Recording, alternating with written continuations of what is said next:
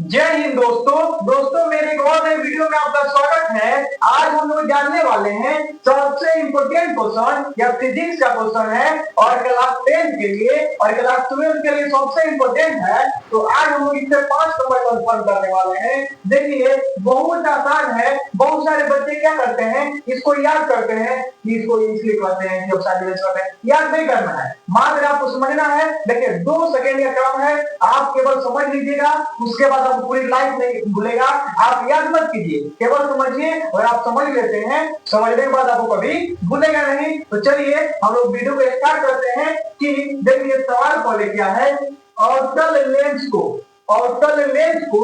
अपसारी लेंस क्यों कहा जाता है?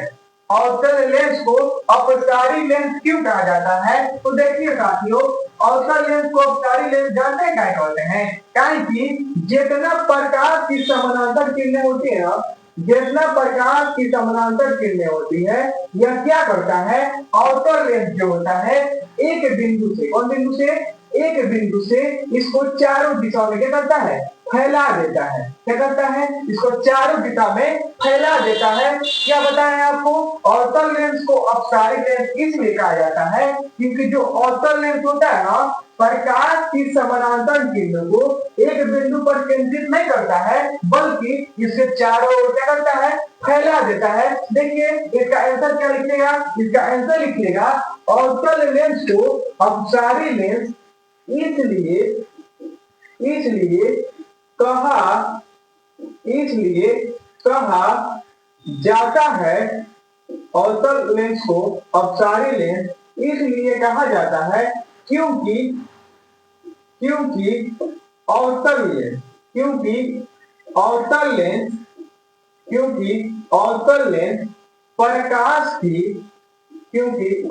लेंस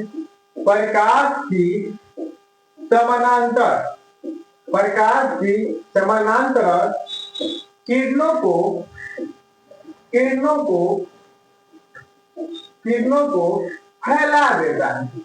किरणों को फैला देता है, ये मेरा क्या हो जाएगा, आंसर हो जाएगा। क्या लिखेगा, अवतल लेंस को अपसारी लेंस इसलिए कहा जाता है क्योंकि अवतल लेंस प्रकाश की समानांतर किरणों को फैला देता है। अर्थात इसमें एक लाइन और जोड़ दीजिए, अर्थात यह किरणों को एक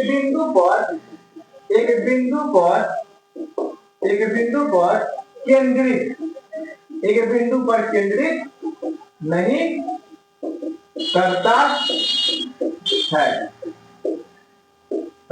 है। ये आपका कौन नंबर कंफर्म हो गया, 5 नंबर। या अब देखिए 3 नंबर और पूछेगा क्या बोला जाता है कि मान लीजिए 5 नंबर एक क्वेश्चन पूछता है, तब तो आपको 1 से लेकर 1.5 पन्ना लिखना पड़ेगा।